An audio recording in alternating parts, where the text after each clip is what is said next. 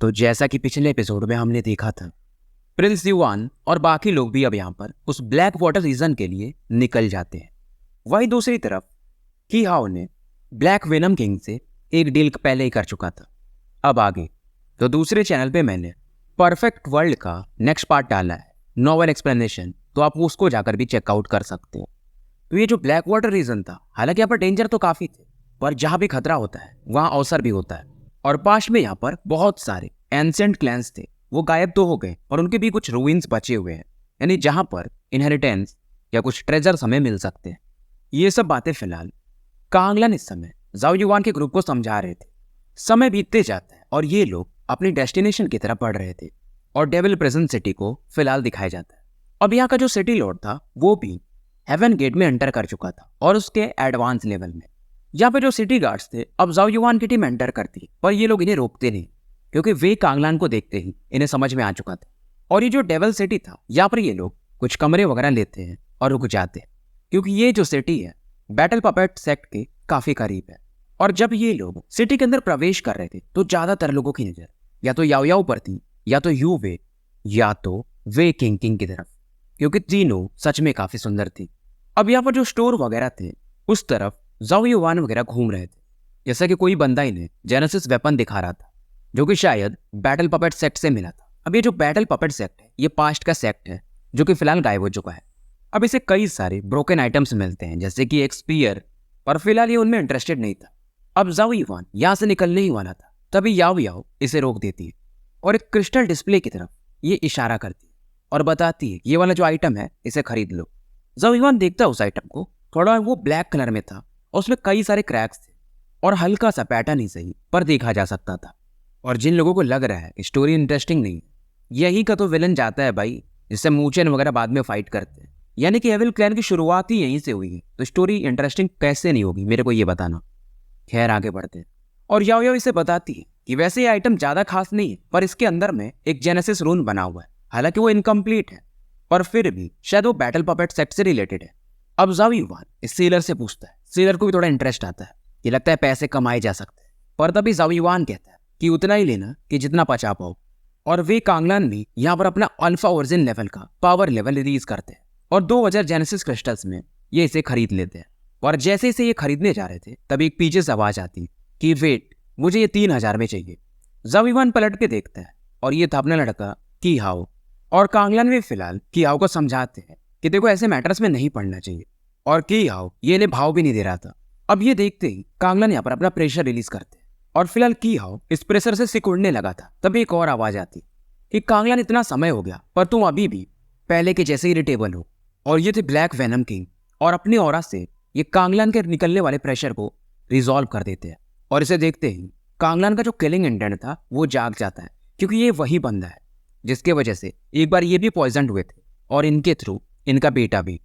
और तभी यहाँ के जो सिटी लॉर्ड थे वो इन्हें समझाने लगते, जो कि एडवांस हेवन गेट में थे, कि आप लोग काफी पावरफुल हो और मेरा सिटी आपके प्रेशर को झेल नहीं पाएगा। कांगलान भी कहते हैं ठीक है, मैं इसे रूइंस में देख लूंगा। अब इधर उस आइटम को खरीदने के लिए दोनों दाम बढ़ाते जाते हैं, जैसे कि जाओ युआन 5000 जेनेसिस क्रिस्टल्स, की हाउ बढ़ा करके 6000 कर देता है, जाओ युआन 10000, अब की हाउ सीधा 20000, की हाउ 15000 बोलता है और जाओ युआन 20000। अब की हाउ हंसने लगता है, क्योंकि इसका मेन काम दाम बढ़ाना ही था, क्योंकि उस आइटम से कोई भी फ्लक्चुएशन ये फील नहीं कर रहा था और ये फिलहाल हंस रहा था कि 2000 का आइटम प्रिंस को 20000 में खरीदवा रहा हूँ। लोगों को भी ये लगता है कि शायद ये प्रिंस बेवकूफ़ है, और फिलहाल जाओ युआन इस आइटम को खरीद लेता है, और इसलिए खरीदता है क्योंकि याओ याओ पर इसका ट्रस्ट अलग ही लेवल पे था। और याओ याओ फिलहाल इस आइटम को ले लेती है और कहती है कि तुम्हें बाद में पता चलेगा कि ये आइटम कितना वर्थ इट है। इधर वो जो ब्लैक वेनम किंग था वो जाओ युआन को एकदम सांप वाली नजर से देख रहा था और फाइनली बोलता है, अच्छा तो तुम हो जाओ एम्पायर के प्रिंस, और तुमने ही शायद ना डेविल मियाज़मा पॉइजन को न्यूट्रलाइज किया था। इसे पूरी चीजें की हाउ ने बता दी थी। जाओ युआन भी एकदम शांत था और कहता है डेविल मियाज़मा पॉइजन वो तो बकवास पॉइजन है। अब ये सुनकर के ब्लैक वेनम किंग भी कहता है ये लड़का काफी एरोगेंट है, और ये कहता है इतना कॉन्फिडेंट फील मत करो कि तुम एक कांगलान प्रोटेक्ट कर रहा है, पहले ये भी मेरे हाथों इंजर्ड हो चुका है और तुम गलत इंसान के साथ हो फिलहाल। और वेनम किंग ये काफी शातिर था, ये कहता है कि की हाउ ने मुझे 3 सिटीज देने का प्रॉमिस किया है, अगर तुम 6 दो तो मैं तुम्हारी मदद करूंगा। अब जाओ युआन को काफी गुस्सा आता है कि यार ये की हाउ ये सच में जहरीला इंसान है। जाओ युआन कहता है मुझे कोई फर्क नहीं पड़ता है, जनरल वे मेरे साथ है, वही मेरे लिए काफी है। वेनम किंग भी हंसते हैं, यार इस लड़के के अंदर एक करिश्मा तो है, बस तुम इतनी प्रार्थना करना कि मेरे हाथ मत लगना। और इस दौरान जाओ युआन की हाउ का मजा लेता है, क्योंकि की हाउ का जो नाम का मीनिंग है चाइनीज में थोड़ा हंसी वाली होती है, जैसे कि की रिटियान भी इसे कहता है। और की हाउ भी चिल्लाता है कि बकवास बंद करो। जाओ युआन भी कहता है तुम्हारी फैमिली धोखेबाज है। की हाउ हंसने लगता है कि अभी तो तुम की नर्सिंग स्टेज पे भी नहीं पहुंचे हो और बातें तुम्हारी काफी बड़ी हैं। अगर तुम्हें कोई प्रोटेक्ट नहीं कर रहा होता तो तुम कब के मारे जा चुके होते, क्योंकि फिलहाल जो इसका पावर लेवल था वो की नर्सिंग स्टेज के शायद एडवांस लेवल में पहुंच चुका था। जाओ युआन भी कहता है कि तुम्हें तुम्हारा मौका मिलेगा और समय आने पे पता ही चल जाएगा कि कौन किसका क्या करता है, क्योंकि जाओ युआन को मालूम था कि जब ये की नर्सिंग स्टेज में पहुंचेगा और एंशिएंट ड्रैगन स्क्रिप्चर को मास्टर कर लिया तो ये अपने से ऊपर वाले लेवल के बंदों को भी हरा सकता है। जाओ युआन इस समय सोचता है ये जो मियाज़मा पॉइजन है इससे डील करने का कोई दूसरा तरीका ढूंढना पड़ेगा, नहीं तो ये बंदा प्रॉब्लम तो क्रिएट करेगा। ये लोग अपने इनमें वापस लौट चुके थे और युआन बात कर रहा था कि जनरल अगर आपका वेनम किंग से फाइट हो तो आपके जीतने के चांसेस कितने।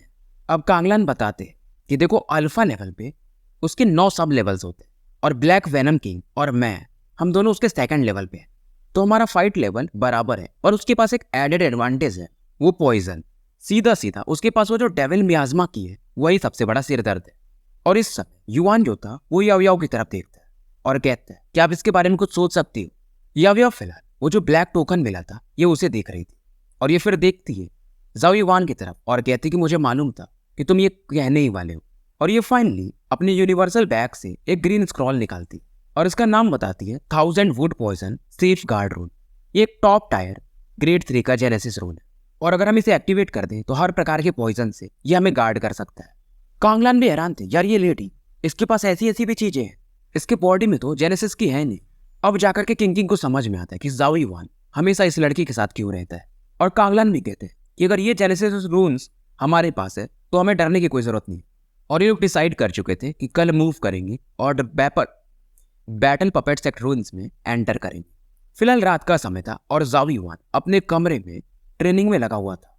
ब्लैक वेनम की और की आओ से मिलने के बाद इसे मालूम था कि इसको अपना स्ट्रेंथ तो बढ़ाना ही पड़ेगा और लगातार जेनेसिस की को यह एब्जॉर्ब कर रहा था। धीरे धीरे इसका 8th मेरिडियन उसके जो ब्लॉकेज थे वो हटते जा रहे थे और साथ में क्योंकि ये जो ड्रैगन ब्रीथिंग टेक्निक था उसे यूज कर रहा था तो ये प्रोसेस काफी हल्का हो चुका था और जो मेम्ब्रेन था वो फाइनली खुल जाता है और आसपास की जो एनर्जी थी जेनेसिस की मानो अपने आप इसके बॉडी में एब्जॉर्ब होने लगी। 8th मेरिडियन ये फाइनली अनब्लॉक हो चुका था। 6 महीने बाद फाइनली इसने 8 मेरिडियंस खोल लिए थे और अब ये सोचता है क्योंकि 8th मेरिडियन तो खुल चुका है तो मुझे भी की ड्वेलिंग में ओपन करना ही पड़ेगा। और इस बार जब ये ड्रैगन ब्रीथिंग यूज करता है तो उसका भी पावर एम्पलीफाई हो चुका था और जेनेसिस की काफी ज्यादा स्ट्रांग होकर के इसके माइंड बॉडी में एंटर करने लगती है। अब जब ये जेनेसिस की इसके पेट में पहुंचती है तो एक भंवर के समान वहां पे घूमने लगती है, एक वॉर्टेक्स क्रिएट करने लगती है, समझ लो थोड़ा थोड़ा डाउकोर के जैसा। रोटेशन काफी तेज हो जाता है और उसके सेंटर में एक डॉट सा कुछ बन जाता है, डोमेन के समान, दिखने में छोटा पर शायद अंदर से काफी वास्ट। और फाइनली इसके बॉडी में भी की ड्वेलिंग क्रिएट हो चुका था। और हालांकि जो की ड्वेलिंग होता है मैंने पहले भी बताया था इसके 4 लेवल्स होते हैं और ये अभी भी इवॉल्व हो रहा था। सबसे जो लो लेवल होता है वो कलरलेस होता है, फिर होता है ग्रीन, देन पर्पल पे शायद अपनी सुयुए थी और सबसे ऊपर होता है गोल्ड। और फिलहाल जाओ युआन का जो ये की ड्वेलिंग था वो ग्रीन कलर का था। हालांकि की ड्वेलिंग से फ्यूचर डिसाइड नहीं होता है पर फिर भी ये मैटर तो करता है। धीरे धीरे इवॉल्व होकर के पर्पल लाइट में बदल जाता है और जाओ युआन अब काफी सेटिस्फाइड था क्योंकि फिलहाल की ड्वेलिंग पर्पल लेवल पे जाकर के स्टेबलाइज हो चुकी थी और फिलहाल ही की ड्वेलिंग को अब छोड़ने वाला था। पर जब ये अचानक से ये बाहर निकल ही रहा था तभी वहां पर कुछ फ्लक्चुएशंस होते हैं। ये एक फैमिलियर जेनेसिस की फील करता है लेकिन मानो ये इससे अलग हो और इसका प्योरिटी लेवल अलग ही लेवल पे था। मानो ये इसमें एक ओरिजिन ऑफ लाइफ यानी कि जहां से जीवन की शुरुआत होती है वो वाली और मिक्स हो। और इसके ट्रेनिंग से नहीं आ रहा था, जाओ युआन को समझ में नहीं आता है पर एक फैमिलियर फीलिंग ये बार बार फील कर सकता था। और अब ये सोचता है क्योंकि जब मैं पैदा हुआ था तो मेरे बॉडी में 8 मेरिडियंस खुले हुए थे और मेरा की ड्वेलिंग कनेक्टेड था, तो शायद ये जेनेसिस की उस समय छिपा रहा होगा। तो वो जो हिडन जेनेसिस की था फाइनली अब वो भी बाहर आ चुका था और धीरे धीरे उस पर एक गोल्डन कलर चमकने लगा था इस पर्पल लाइट के बीच में। ये खुद हैरान था कि यार ऐसा भी कुछ हो सकता था क्या। जाओ युआन इधर काफी खुश था पर इसे क्या पता था अब इसके पाम पर वो जो ड्रैगन रिजेंटमेंट पॉइजन था वो भी थोड़ा बहुत हिलने डुलने लगता है और एक सांप टाइप की आवाज इसे यहाँ पर सुनने को मिलती और एक ब्लडी मिस्ट उस गोल्डन ऑरा को घेरने लगा था। जाओ युआन समझ जाता है तो ड्रैगन रिजेंटमेंट पॉइजन अब ये भी एक्टिव हो चुका है और गोल्डन की को मन एक वायरस के समान ये घेरने लगा था। पर फिलहाल ये कुछ तो कर भी नहीं सकता था। अभी जो गोल्डन लाइट थी इस ब्लडी लाइट के कारण ये फेड होने लगती है और समय के साथ ये जो ब्लडी लाइट था उस लाइट से यानी गोल्डन लाइट से मिक्स होने लगता है। अब इसे समझ में नहीं आता है कि इसको क्या नाम दूं। ब्लड रेड की वेनिंग और ऐसा कुछ इसने कभी पहले सुना नहीं था। इसे गुस्सा आता है, यार ये ड्रैगन पॉइजन मेरा गोल्डन की इससे भी इसने नहीं छोड़ा। और फिलहाल इसका चेहरा एकदम अगली था। हालांकि जब ये अपने कल्टीवेशन से बाहर आता है तो अपनी बॉडी को ध्यान से देखता है, ऑब्जर्व करता है, पर कोई फर्क नहीं पड़ा था। अब जाओ युआन अपने जेनेसिस की को रिलीज करता है तो इसमें हल्का सा रेडिश कलर देखा जा सकता था और ये था ड्रैगन रिजेंटमेंट पॉइजन, जो कि अब इसके जेनेसिस की में हमेशा के लिए फ्यूज हो चुका था। और ये सोचता कि कल मैं याओ याओ से पूछूंगा। अगले दिन की सुबह होती और सभी लोग जाओ युआन को देखकर चौंक जाते क्योंकि इसके अंदर में इसके पावर को अब ये फील कर सकते थे। कांगलान भी सरप्राइज होकर पूछते हैं कि योर हाइनेस क्या आप सच में की नर्सिंग स्टेज पे पहुंच चुके? किंग भी हैरान थी और जाओ युआन स्माइल करके बताता है, हाँ कल रात में ही मैंने ब्रेक थ्रू किया। यू भी काफी खुश थी और ये भी तारीफ करती है और याओ याओ ये थोड़ी पजल्ड थी। और फिलहाल ये लोग वो बैटल सिटी के लिए निकल जाते हैं। मौका पा करके ये याओ याओ से बातें करता है और जो भी हुआ था ये इसे बताता है। याओ याओ भी चौंक जाती है कि ब्लड रेड की इसने भी इस चीज के बारे में कभी नहीं सुना था। अब इसे एक्सप्लेन करता है कि शायद वो ड्रैगन पॉइजन की वजह से वो जो मेरा गोल्डन की था वो रेडिश कलर टच कर लिया है। याओ याओ भी कहती है, यार अब तो इसमें मैं भी कुछ नहीं कर सकती हूँ, फ्यूचर में शायद हमें इसका डेवलपमेंट पता चले। इधर जाओ युआन की टीम निकल चुकी थी, वही की हाउ वगैरह ब्लैक वेनम किंग ये कुछ अभी भी डिस्कस कर रहे थे और ब्लैक वेनम किंग कहते हैं वैसे भी आगे का रास्ता खतरों से भरा हुआ है तो अगर वो उसे साफ कर देंगे तो हमारे लिए रास्ता ईजी हो जाएगा। और इस दौरान की हाउ से पूछते हैं कि तुमने एक स्पेशल थिंग प्रिपेयर किया, क्या चीज है वो? की हाउ स्माइल करता है और कहता है समय आने पर आपको भी पता चल जाएगा। बस इतना समझो कि वो दोनों भी यानी कि कांगलान भी यहाँ से निकल नहीं पाएगा जिंदा। 2 घंटे में फिलहाल ये लोग बैटल पपेट सेट वाले एरिया के आसपास पहुंच चुके थे। अभी जो एरिया था इसको देख करके याओ याओ बताती यहाँ पर एक जेनेसिस रूल का बाउंड्री है। एक तरह से इसे हम फॉर्मेशन कह सकते हैं, एरे कह सकते हैं। और जाओ युआन डिस्कस करता है मतलब हमको पैदल ही जाना पड़ेगा और सबसे पहले हम वो जो जेडेड इन्फेंट्री वाला एरिया है वहां पे जाएंगे क्योंकि ये सबसे बाहरी वाले एरिया में था। वहीं जो फायर स्पिरिट ग्रेन था वो काफी डीपर एरिया में था। अब किंग बताती है कि जो जेड फ्रूट है वो साउथ वेस्ट वाले एरिया में, हालांकि वहां पर बहुत सारे लोग गए पर कोई अभी तक उसे हासिल नहीं कर पाया। और जाओ युआन भी कहता है कुछ भी हो जाए हमें वो चाहिए ही चाहिए। फिलहाल ये लोग भी उसी डायरेक्शन में बढ़ जाते हैं। अब इनके पीछे पीछे की हाउ वगैरह की भी टीम एंटर कर रही थी और इधर एक बंदा की हाउ को आके बताता है कि वो लोग एंटर कर चुके हैं और वो लोग जेड फ्रूट की तरफ बढ़ रहे हैं। की हाउ तुरंत ही बताता है कि शायद जाओ युआन उस फ्रूट के लिए इसलिए जा रहा है क्योंकि उससे किसी की लाइफ बढ़ सकती है और उसकी मॉम उनका लाइफ का थोड़ा प्रॉब्लम है। और की हाउ सोचता है कुछ भी हो जाए इस बार जाओ युआन को निपटाना ही है, ये हर बार हमारी फैमिली के लिए अब बड़ा प्रॉब्लम बनते जा रहा है। अब जैसे जैसे इधर जाओ युआन बढ़ रहे थे यहाँ पर आसपास में कुछ फॉगी ऑरा को फील किया जा सकता था जिससे कि इनका जो स्पिरिचुअल सेंस था ये भी अब ब्लॉक हो रहा था। और जाओ युआन सभी को सावधान करता है क्योंकि कुछ भी हो इसका परसेप्शन सही था। ये तुरंत ही बताता है कि कोई तो इधर आ रहा है, सावधान रहना। कांगलान भी इस चीज को सेंस कर चुके थे और इस समय ये जो व्हाइट फॉग था इसके बीच में 2 लाल आंखें देखने को मिलती और 2 नहीं ये कई सारी हो जाती, मतलब दर्जन लोग तो यहाँ पर आ चुके थे और टोटल ये 9 थे वाइल्ड बीस्ट और इनकी बॉडीज मानो मेटल के समान। बेसिकली ये बीस्ट पपेट थे। जाओ युआन इन्हें पहली बार देखता है और इन सभी का शायद पावर लेवल की नर्सिंग स्टेज के लेवल पर तो था ही। कांगलान इशारा करते और इनकी आर्मी इन बीस्ट वगैरह पर टूट पड़ती। बैटल ये कुछ मिनट तक चलता है पर काफी इंटेंस था और इन सभी बीस्ट को डिसेंबल्ड कर दिया जाता है। और याओ फील करते कि इन जो भी बीस्ट थे इन्हें जेनेसिस रून्स के द्वारा पावर्ड किया गया था। अब ये फिर से आगे बढ़ते हैं और इन्हें ये पपेट्स तो मिलते रहते हैं पर हरा करके ये आराम से आगे बढ़ते जाते हैं। अब सामने में एक लेक था और यहाँ पर बहुत सारे लोग पहले से मौजूद थे। कांगलान तुरंत ही बताते हैं वो जो फ्रूट है वो शायद इस लेक के एकदम सेंटर में है।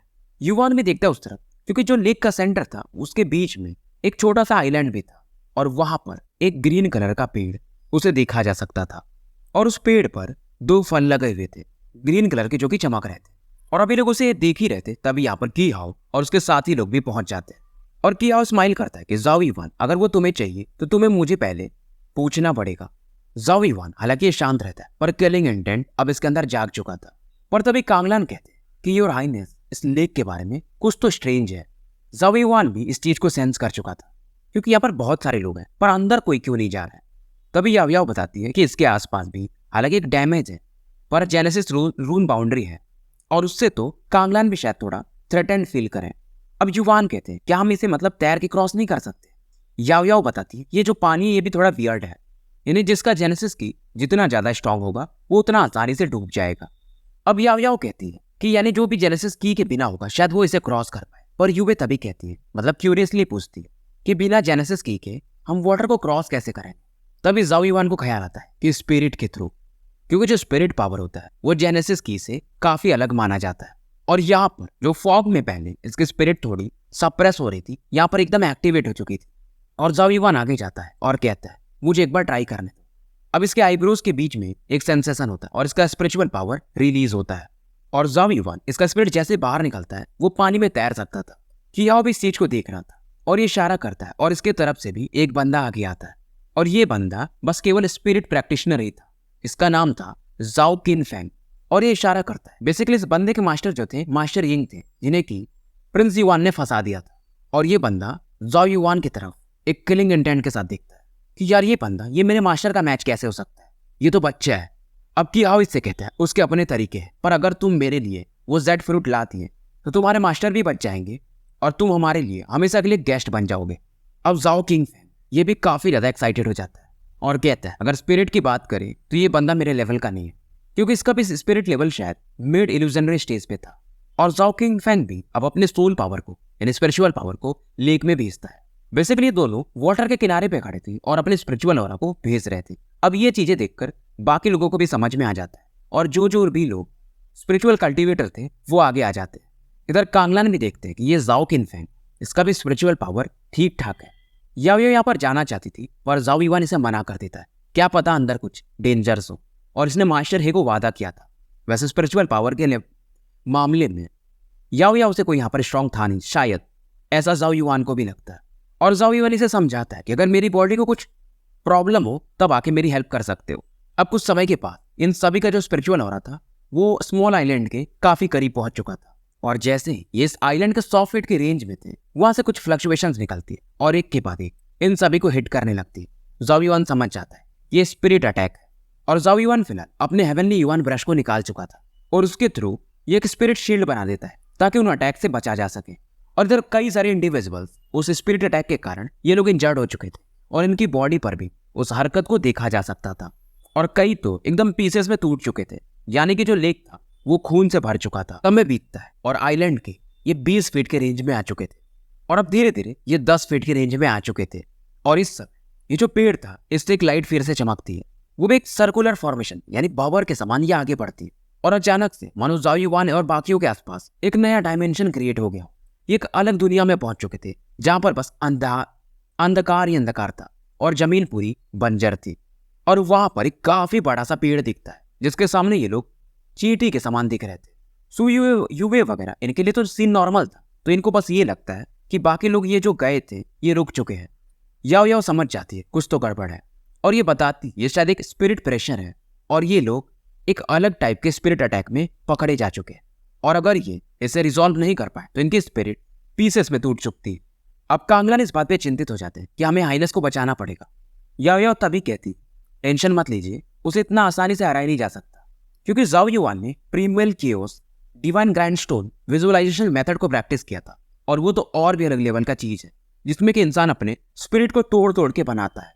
समय बीतता है और बाकी लोग भी यहाँ पर डूब जाते हैं, बस बचते हैं तो जाओ युवान और जाओ किन फैंग। हालांकि जाओ युवान की बॉडी भी यहाँ पे ट्रेम्बल कर रही थी पर उसे डर नहीं लगता और जाओ युवान कहता है अब मैं तुम्हें असली डर क्या होता है वो दिखाता हूँ। और ये तुरंत ही अपने प्रीमल की उसको एक्टिवेट कर देता है और आसपास का जो प्रेशर था इसकी बॉडी पे मानो वो नथिंगनेस में यानी कि खत्म सा हो जाता है।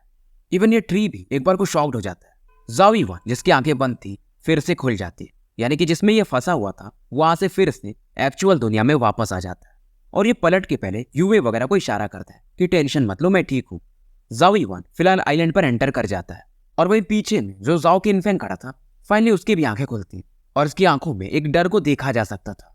हालांकि डर तो जाता है पर इसका भी स्पिरिट इतना स्ट्रांग था कि इसे सर्वाइव कर जाता है और इसे लगता है कि शायद मैं पहला हूंगा जो कि इससे बाहर निकला हूं। फिलहाल ये अपने पसीने पोंछता है और जब सामने देखता है तो ये हैरान था, जाओ युवान ये तो वहां पे पहुंच चुका है ये तुरंत ही अपने जेनेसिस रून ब्रश को निकालता है और एक ग्रेड 2 का जेनेसिस रून ये बना देता है, जिसे कि घोस्ट फेस डिवोरिंग रून कहा जाता है। अब पीछे जो खड़े लोग थे जैसे कि यूए वगैरह, ये चिल्लाते हैं कि केयरफुल योर हाइनेस। अब ज़वी-1 हालांकि आगे जा रहा था पर इस चीज को ये भी सेंस कर लेता है और कहता है यार मैं इस बंदे को इग्नोर करना चाहता था पर शायद ये मरना ही चाहता है। अब ज़वी-1 के भी आईब्रोज में एक लाइट चमकती है और इसने ये जेनेसिस रून एडवांस में बना के रखा था, जिसे कि स्पिरिट सेवरिंग रून कहा जाता है। अब दोनों के जो जेनेसिस रून से एक दूसरे से टकराते हैं। इस अटैक को इसने बेसिकली की हाउ के लिए बनाया था पर शायद अब ये इसे यहाँ पे यूज करना पड़ जाता है। और जो जाओ किंगफैंग का अटैक था उसे ज़वी-1 तुरंत ही 2 भागों में काट देता है। अब किंगफैंग को समझ में आता है कि यार इस बंदे का भी power level mid illusionary stage में है और ज़वी-1 फिर से वो प्रीमियल क्योस ऑरा यूज करता है जाओ किंगफैंग पर कि ये पेड़ तुम्हें उतना नहीं डरा पाया, अब मैं तुम्हें दिखाता हूँ। और ये वाला जो स्पेस था पूरा वाइट से घिरा हुआ था। किंगफैंग इसे देखते ही इसका दिल दहल सा जाता है और ये डर के मारे कांपने लगता है। इसके स्पिरिट्स जो थे वो कई भागों में अब टूटने लगे थे और समय के साथ ये भी पानी में डूब जाता है। लोगों को अब समझ में आ चुका था कि ज़वी-1 के स्पिरिट ये कुछ ज्यादा ही पावरफुल है। कि अब इस सीन को देख रहा था और इसका चेहरा उतर चुका था। अब ज़वी-1 उन दोनों फलों को तोड़ने के लिए आगे बढ़ता है पर तभी इसकी नजर पेड़ पर एक छल्ले पे पड़ती है जो कि सिल्वर रिंग के जैसा था, जिसमें से एक पेक्यूलियर पल्स बाहर निकल रहा था। ज़वी-1 भी सोचता है यार ये क्या चीज है। फिलहाल ये अपने युवान ब्रश को निकालता है, उसको मार्शल फॉर्म में बदलता है और उसके थ्रू इस छल्ले को भी अपनी तरफ खींच लेता है। अब ये देखता है तो इस रिंग पर कुछ एंशिएंट पैटर्न्स बने हुए थे और ज़वी-1 यहाँ पर एक कोल्ड ऑरा फील करता है और साथ में जब इसे ये टच करता है तो मानो उसका जो स्पिरिचुअल पावर था वो कई गुना बढ़ चुका हो। और जब इस चीज को ये खींच लेता है तो जो पेड़ था उसका भी जो स्पिरिचुअल पावर था वो काफी वीक हो जाता है। पर फिलहाल ये इस रिंग को रख लेता है कि याओ याओ बताएगी कि इसका क्या नेचर है और उन दोनों फलों को भी ये तोड़ लेता है और शायद इन फलों के माध्यम से इसकी माँ का जो लॉस्ट लाइफ है उसे रिकवर किया जा सकता है। इधर ब्लैक वेनम किंग ये फाइनली कहता है यार ये प्रिंस जाओ इसके पास कुछ स्किल्स तो हैं, पर की हाओ कहता है इसे मजे लेने दो पर आखिरी में जो भी है वो हमारा ही होगा। और की हाओ वगैरह यहाँ से निकल जाते हैं। ज़वी-1 वापस आ चुका था और कांगलांग भी इनके चेहरे पर एक स्माइल था। ये फिलहाल इसे कॉन्ग्रेचुलेट करते हैं पर ज़वी-1 को भी मालूम था कि असली बैटल तो फायर स्पिरिट ग्रेन के लिए होने वाला है। कुछ लोग थे जो इन्हें ध्यान से देख रहे थे पर कांगलांग का जो पावर लेवल था उसके वजह से ये आगे नहीं आते और बाकी लोग भी फायर स्पिरिट ग्रेन के लिए यहाँ से निकल जाते हैं। इधर ज़वी-1 वगैरह भी निकलते हैं और मौका देखकर वो जो रिंग था ये याओ याओ को देता है। याओ याओ तुरंत ही कहती है ये तो एक ट्रेजर है, इसे हम जेनेसिस आर्टिफैक्ट कह सकते हैं और इसके थ्रू स्पिरिट को नरिश किया जा सकता है, स्ट्रेंथ दिया जा सकता है, यानी स्पिरिचुअल कल्टीवेशन के लिए ये काफी अच्छा है। और जो पेड़ जो था वो अटैक कर रहा था स्पिरिचुअल वाले, वो इसी के थ्रू कर रहा था पर शायद ये भी थोड़ा सा ब्रोकन है पर इसे रिपेयर किया जा सकता है और इसे मैं ऐसा कर सकती हूँ। फिलहाल ये लोग आगे बढ़ते रहते हैं और जिस तरफ ये बढ़ रहे थे उसी तरफ से अचानक से एक बर्ज़र्क की ये फील करते हैं जो कि मानो पूरे एरिया को कवर कर चुका हो और सामने में इन्हें कई सारे बैटल पपेट्स दिखते हैं जो कि काफी पावरफुल थे और ये सभी हेवनली गेट लेवल पे थे। हालांकि फिलहाल वे कांगलांग लू टिएशान की मदद से ये इन्हें हरा देते हैं। ये दोबारा से आगे बढ़ते हैं और सामने के एक हिल पर इन्हें फिर से वही लोग दिखाई देते हैं जैसे कि की हाओ, ब्लैक वेनम किंग वगैरह। पर फिलहाल सभी लोगों की नजर वैली पे पड़ती है जहां पर एक जलते हुए पौधे को देखा जा सकता था। मतलब एक पौधा था जिसके आसपास रेड फ्लेम्स थे और ये वही था ग्रेड 4 का genesis Ford fire spirit grain. तो स्टोरी को यहीं पे समाप्त करते हैं और मिलते हैं फिर शाम में एक नए वीडियो के साथ।